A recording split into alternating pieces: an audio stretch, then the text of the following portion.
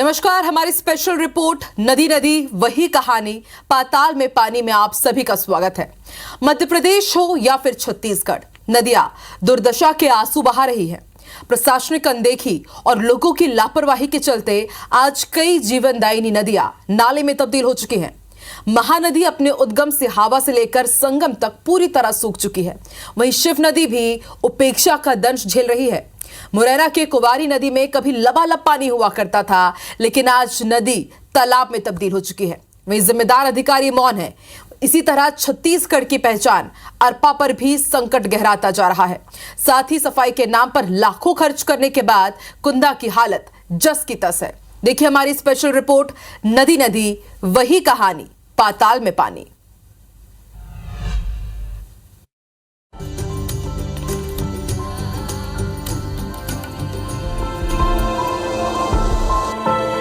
ये प्यास है बड़ी, एक आस है खड़ी, दरकती जमीन है, हालत गमगीन है, तरस रही जिंदगी, उम्मीद भी महीन है।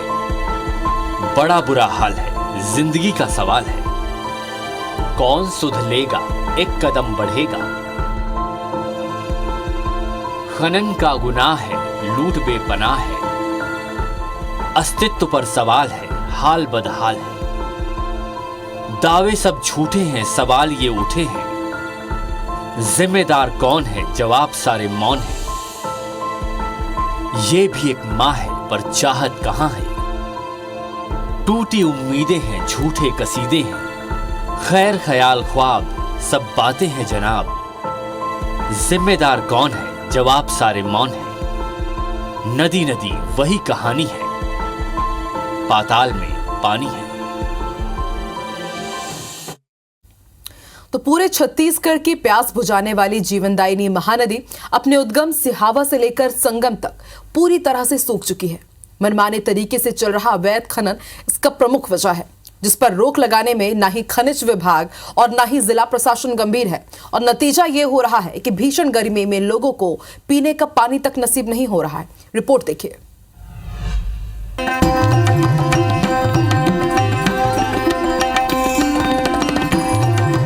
सप्तऋषियों का आशीर्वाद, प्रकृति की धरोहर और जीवन का वरदान।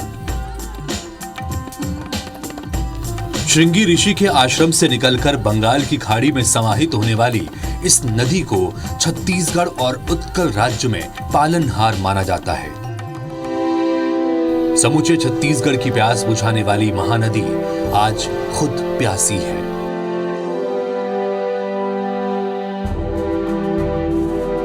भीषण गर्मी में जीवनदायिनी महानदी उद्गम सिहावा के बाद संगम करणेश्वर धाम से विहंगम तक लगभग पूरी तरह सूख चुकी है। आलम यह है कि इंसान तो इंसान, बेजुबानों के लिए भी पीने का पानी नहीं बचा है, जो आने वाले कल के लिए जल संकट जैसे हालात को निमंत्रण दे रहा है। आप मेरे पीछे देख सकते हैं छत्तीसगढ़ की जीवनदायिनी महानदी का हाल। इस वक्त हम मौजूद हैं गणेश घाट में। तो आप मेरे पीछे देख सकते हैं महानदी का हाल, जो मौजूदा स्थिति में बेहाल नजर आ रहा है। जहां प्रदेश की प्यास बुझाने वाली नदी खुद प्यासी है। ऐसे हालात निर्मित होने के बावजूद लोग नदी से मोटर पंप लगाकर पानी की चोरी करने बाज नहीं आ रहे हैं। दरअसल धमतरी जिले के सिहावा पर्वत से महानदी का उद्गम हुआ है। कभी महानदी में 12 महीने पानी रहा करता था, लेकिन कुछ सालों से महानदी में रेत माफिया अवैध खनन को अंजाम दे रहे हैं। इतना ही नहीं, महानदी में जहां एनीकट बने हुए हैं, वहां मोटर पंप लगाकर पानी की धड़ल्ले से चोरी हो रही है। ऐसे में हालात ये है कि महानदी के किनारे बसे सैकड़ों गांव के लोगों को पानी के लिए तरसना पड़ रहा है। साथ ही महानदी में अवैध खनन के कारण जिले में भूजल स्तर में काफी गिरावट आई है। नदी का अस्तित्व बचाने के लिए स्थानीय लोग अवैध खनन को रोकना जरूरी बता रहे हैं। हम खड़े हैं अभी उद्गम स्थल पर, जहां कुछ दर्शनार्थी आए हैं। उनसे ही बात करते हैं कि महानदी की स्थिति अभी क्या है। उद्गम स्थल आने के बाद उनको यहाँ का नज़ारा कैसा लगा, उनसे जानकारी लेते हैं। कुछ श्रद्धालु हैं। जी बताएंगे, आप कहाँ से आए हो? मैं रायपुर से आया हूँ। यहाँ देखता हूँ तो यहाँ तो पानी ही नहीं है जरा भी। इतना अच्छा है, सिहावा नगरी बोलते हैं यहाँ पे, उद्गम स्थल है, लेकिन पानी का जरा भी ये नहीं है। करना चाहिए। आप भी आए हैं, कहाँ से आए हैं आप लोग और क्या देखा आपने यहाँ उद्गम स्थल में? हम लोग रायपुर से आए हैं और यहाँ हम लोग उद्गम स्थल घूमने आए तो यहाँ तो पानी ही नहीं है ना, तो इसके लिए थोड़ा सा ध्यान देना चाहिए प्रशासन को, है ना। हाँ, क्योंकि बहुत सारे आते हैं, सब अच्छा है यहाँ पर, बस लेकिन सूखा पड़ा है। कुछ समझ आ रहा है कि उद्गम है यहाँ? नहीं समझ तो नहीं आ रहा है कि कहाँ से उद्गम स्थल है, क्या है। ये रायपुर से लोग आए थे, उनको भी निराशा हाथ लगी है कि महानदी जहाँ से निकली है वहाँ बूंद भर पानी नहीं है। छत्तीसगढ़ प्रदेश को प्यास बुझाने वाली ये जीवनदायिनी कही जाने वाली महानदी है, जो आज बूंद बूंद पानी के लिए तरस रही है। मतलब हमने अपने जीवन में पहली बार देखा कि हजारों की संख्या में ट्रकें जो हाईवा हैं रेत भर भर के ले जा रही हैं और महानदी को बांझ कर रहे हैं। उसके वजह से सोख पीटता वो भी एक बड़ा कारण है कि सोखता बनते चले जा रहा है। आगे और समस्याएं आनी है और पूरा जिला इस समस्या से ग्रस्त है। महानदी के संरक्षण और संवर्धन को लेकर जिला प्रशासन ठोस कदम नहीं उठा रहा। रेत माफिया बड़े लेवल पर मिलीभगत कर मालामाल हो रहे हैं, तो दूसरी तरफ साल दर साल वाटर लेवल नीचे जाने से लोग पानी के लिए भटक रहे हैं। मौजूदा हालात पर ध्यान नहीं दिया गया तो भविष्य में स्थिति और भयावह हो सकती है। देवेंद्र कुमार मिश्र, IBC 24, धमतरी।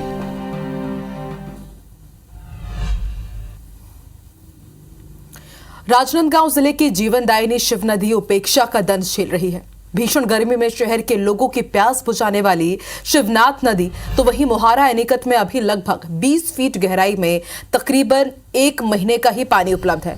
अगर इस दौरान बारिश नहीं होती है तो स्थिति और भी भयावह हो जाएगी। रिपोर्ट देखिए। आप देख रहे हैं राजनांदगांव जिले की जीवनदायिनी और छत्तीसगढ़ की सबसे लंबी नदी शिवनाथ नदी।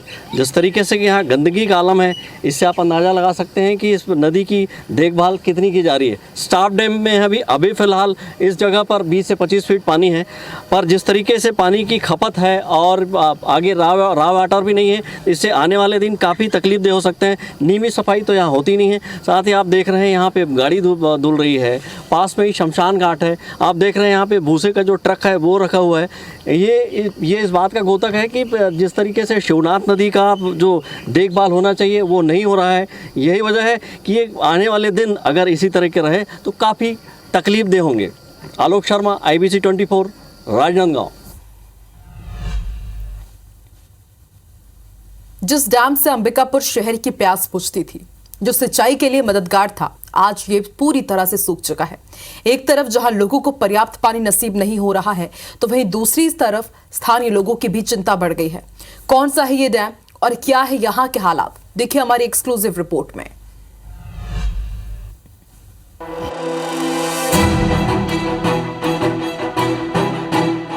पूरी तरह सूखी दिख रही ये कोई बंजर जमीन नहीं, बल्कि अंबिकापुर के लिए जीवनदायिनी माने जाने वाली बांकी डैम का कैचमेंट एरिया है, जो पूरी तरह से खाली हो चुका है। आलम यह है कि डैम में करीब 15% ही पानी बचा हुआ है। हालात गंभीर हैं। बांकी नदी के आसपास के करीब आधा दर्जन से भी ज्यादा गांव के लोग निस्तारी और सिंचाई के लिए पानी का उपयोग करते थे, लेकिन डैम के सूख जाने के कारण इन्हें पानी को तरसना पड़ रहा है। बांकी डैम से ही अंबिकापुर शहर में भी पानी की सप्लाई हो पाती थी, लेकिन इसके सूख जाने के कारण यहां भी पानी नहीं मिल पा रहा। जिस डैम से रोजाना 1.5 करोड़ लीटर पानी मिलता था, उससे महज 30 लाख लीटर पानी ही मिल रहा है, और यह भी बस कुछ ही दिन मिल सकेगा। स्थानीय लोग इस हालत पर बेहद चिंता में हैं। इस साल तो बहुत ही सूख ही गया है और कहा है नदी भी एकदम स्रोत कम हो चुका है। एक ही नदी आता है, 3 गांव तो प्रभावित हो रहा है और नीचे क्या है कि वो टेवा हुआ धान लगाते थे, आजकल उसके लिए सिंचाई के लिए बहुत कम व्यवस्था हो रहा है। बारिश भी कम कर रही है और ये सवाल ये है कि ना इसमें नाला नहीं जुटा है। नाला अगर कहीं से एक नाला जुट जाता तो बहुत अच्छा था, और पानी के लिए तो सूख ही गया है। खेती बाड़ी में बहुत दिक्कत हो रहा है। डैम तो एकदम खाली हो गया सर, क्या बोलते हैं, बारिश नहीं आने के कारण से पूरा पेड़ उड़ दिख रहा है, पूरा बस नाला टाइप में पानी उनी बचा है। शहर से यही का जाता है पीने के लिए, तकिया उकिया जाके सप्लाई उप्लाई होता है यहाँ से जाके। बांकी डैम से पानी तकिया फिल्टर प्लांट तक जाता है और फिर पानी की सप्लाई शहर में की जाती है, लेकिन डैम के सूख जाने के कारण सप्लाई पर्याप्त मात्रा में नहीं हो पा रही। गंभीर बात यह है कि जब अधिकारियों ने निरीक्षण किया तो यहां अवैध रूप से पानी खींचने के मामले का भी खुलासा हुआ, जिसके बाद अधिकारी कार्रवाई की दलील दे रहे हैं। साथ ही जल्द ही डैम को दूसरे स्रोतों से भरने और शहर में घुनघुट्टा डैम से पानी की आपूर्ति करने की बात कह रहे हैं। गत वर्ष है उसमें मानसून इतना सक्सेसफुल नहीं था सरगुजा में, जिसके कारण जो बांकी डैम है जहां से हमारा तकिया फिल्टर प्लांट से पानी सप्लाई होता है उसका स्तर काफ़ी गिर चुका है और वर्तमान में लेवल काफ़ी लो है, जिसके कारण हमारा जो फिल्टर प्लांट है वो पानी उतने पर्याप्त मात्रा में खींच नहीं पा रहा है। तो जैसे ही हमको ये चीज़ प्रॉब्लम हमको संज्ञान में आई, हमने तत्काल एक व्यवस्था करी है जिसके अंतर्गत हम घुनघुट्टा से हम एक्स्ट्रा पानी खींच रहे हैं। पिछले एक हफ्ते में इसमें सुधार हुआ है क्योंकि ऑल्टरनेट व्यवस्था में कुछ ना कुछ उससे लेवल जो OHT टैंक्स में चाहिए होता है उसमें सुधार आया है। बहरहाल बांकी डैम से सिर्फ बांकी नदी का ही पानी आ पाता है, जबकि इस इलाके में कई नाले हैं। ऐसे में नालों को डैम में मिलाने की पहल की जाए तो डैम में पानी भी भर सकेगा और लोगों को पानी नसीब हो सकेगा। अभिषेक सोनी, IBC 24, अंबिकापुर। सिर्फ छत्तीसगढ़ ही नहीं बल्कि मध्य प्रदेश में भी कई इलाकों में जीवनदायिनी कही जाने वाली नदियां अब अपने अस्तित्व की लड़ाई लड़ रही हैं। मुरैना जिले से निकलने वाली कुंवारी नदी पर कभी लबालब पानी हुआ करता था, जिसे अंचल के किसान किसानी के लिए इस नदी के पानी का उपयोग करते थे, लेकिन अब कुंवारी तालाब में तब्दील हो चुकी है। नदी में अब गंदा पानी बह रहा है, लिहाजा जानवर इस नदी का पानी पीते हैं और बीमारी का शिकार हो रहे हैं। जिम्मेदार और अधिकारी मौन हैं, लेकिन अब धीरे धीरे लोग इस नदी पर अतिक्रमण भी करने लगे हैं। कलेक्टर कह रहे हैं कि संबंधित विभाग की बैठक कर प्लानिंग के साथ दोबारा नदी को स्वच्छ बना देंगे और इसके साथ ही पानी के बहाव के लिए प्रयास किया जाएगा।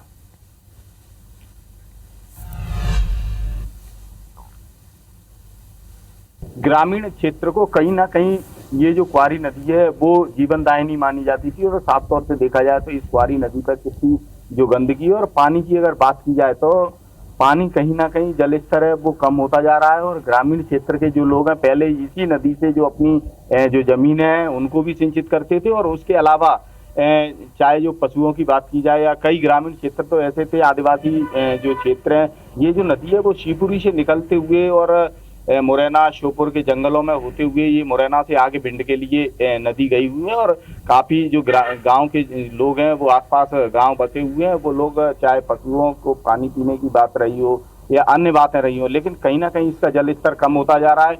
ग्रामीण क्षेत्र की जो वाटर लेवल है वो भी कम होती जा रही है। कुछ लोग हैं मेरे साथ, मैं उनसे भी बात करूंगा क्योंकि क्या स्थिति है इस नदी की और इससे पूर्व की जो स्थिति थी वो क्या रहती थी। क्या इससे पूर्व पहले की जो स्थिति बहुत अच्छी थी और अब तो गंदगी वगैरह आप देख ही रहे हैं, इस हिसाब से कितनी सारी गंदगी है यहाँ पे।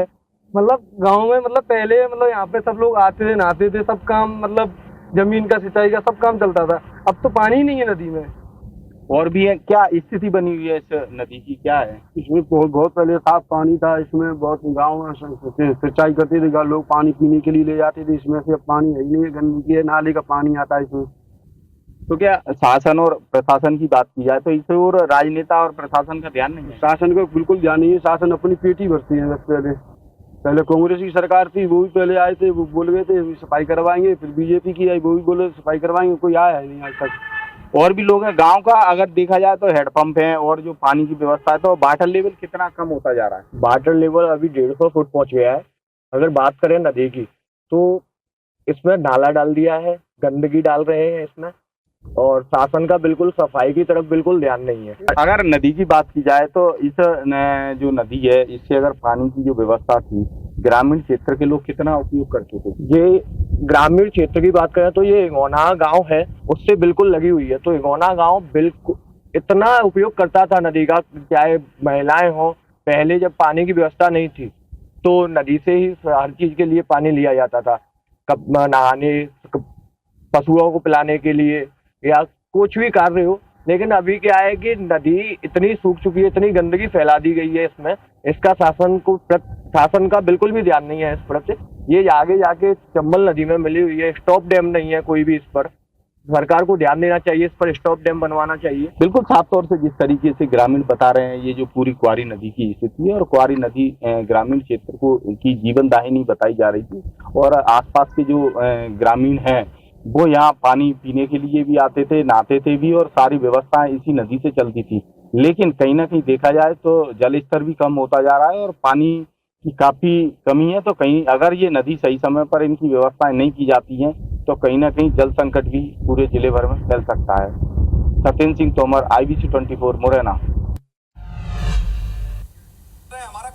आगे ये प्रयास है कि विभाग के माध्यम से और अन्य की किसी प्रकार इसमें कैसे इसका बहाव बना रहे पूरे समय, क्योंकि लोगों की ये जीवनदायिनी नदी भी है, लोगों के इससे काफी काम जुड़े हैं। आगे बढ़ावा देने के लिए प्रयास कर रहे हैं और सभी संबंधित विभागों के साथ एक कार्य योजना बनाकर इस पे आगे काम कर रहे हैं। प्लास्टिक का कूड़ा करकट तथा अन्य प्रकार के औद्योगिक अपशिष्ट क्वारी नदी की तलहटी में जाकर जमा हो रहे हैं, जिसके फलस्वरूप मृदा के कण क्वारी नदी के जल का पूर्ण अवशोषण नहीं कर पा रहे।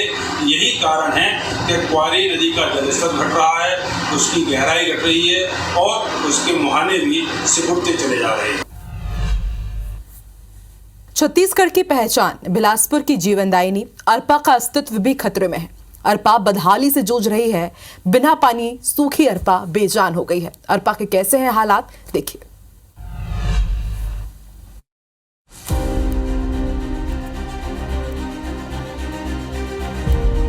अरपा पैरी के धार से ही छत्तीसगढ़ की पहचान है, जो बिलासपुर की लाइफलाइन भी है।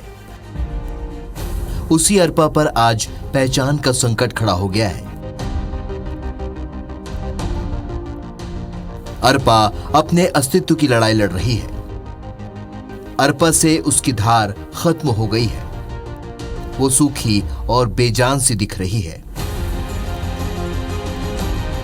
लगातार अरपा का दोहन हो रहा है।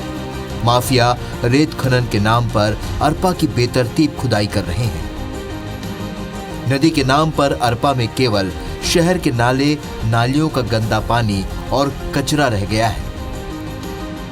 अरपा की बदहाली का सीधा असर शहर के ग्राउंड वाटर लेवल पर पड़ रहा है। वाटर लेवल लगातार नीचे जा रहा है। बढ़ते शहर के साथ जिस पैमाने पर बोर हो रहे हैं, ग्राउंड वाटर का भी उसी तेजी से दोहन हो रहा है। नदी में पानी नहीं होने के कारण ग्राउंड वाटर रिचार्ज नहीं हो रहा है और बोर सूख रहे हैं। अरपा के संरक्षण और संवर्धन को लेकर लंबे समय से काम कर रही सामाजिक संस्थाओं का कहना है कि इसकी बदहाली का सबसे बड़ा कारण रेत का अवैध उत्खनन है, जो अरपा से रेत निकालकर नदी को बेजान कर रहे हैं। इनका कहना है कि अरपा को पुनर्जीवित करने के लिए रेत खनन तो बंद करना ही होगा, साथ ही अरपा के किनारे बड़े स्तर पर वृक्षारोपण करना होगा। नगर निगम या गवर्नमेंट को देखा जाए, हर जगह बेतहाशा रूप से बोर कराती है हर गर्मी में, पर नेक्स्ट गर्मी में वो बोर भी सूख जाता है। हमको वैकल्पिक जो है त्वरित उपाय न ढूंढते हुए थोड़ा लॉन्ग टर्म जाना चाहिए और रेत उत्खनन को तत्काल बंद करते हुए अधिक से अधिक सघन वृक्षारोपण करना चाहिए, पौधारोपण करना चाहिए। इधर अरपा की इस बदहाली के बीच अरपा उत्थान के तमाम दावे फेल नजर आ रहे हैं। प्राधिकरण के पदाधिकारी भी मान रहे हैं कि अरपा को पुनर्जीवित करने के लिए ग्राउंड लेवल पर पुख्ता काम करना होगा। जिस नदी में रेत नहीं रहती वो नदी मृत प्राय हो जाती है। लगभग मृत प्राय होने की स्थिति पर आज अरपा है। यदि अरपा पर रेत उत्खनन नहीं बंद किया गया, पर्यावरण संरक्षण के लिए वृक्ष नहीं लगाए गए और जो बोर हो रहा है मनमाने बोर, उस पर प्रतिबंध नहीं लगाया गया, तो निश्चित रूप से माननीय मुख्यमंत्री श्री भूपेश बघेल की जो सबसे महत्वाकांक्षी योजना है अरपा उन्नयन और उसका संरक्षण के लिए जो प्रयास किया जा रहा है वो विफल हो जाएगा। आवश्यकता हम सब आप लोग को है कि इसमें जागरूकता लाएं, क्योंकि नदी हमारी जीवनदायिनी है और नदी से ही हमारी संस्कृति और हमारा जीवन पलता है। बिलासपुर की असली पहचान वास्तव में अरपा नदी से ही है। इसके बाद भी इसकी दशा कुदरत से खिलवाड़ का नमूना है। जरूरत है कि शासन स्तर पर इसकी हालत सुधारने के लिए ठोस कदम उठाए जाएं और संस्थाएं और आम लोग भी जागरूक हों, ताकि जल बिन ना तो अरपा सूनी रहे न जिंदगी। जितेंद्र थवाई, IBC 24, बिलासपुर।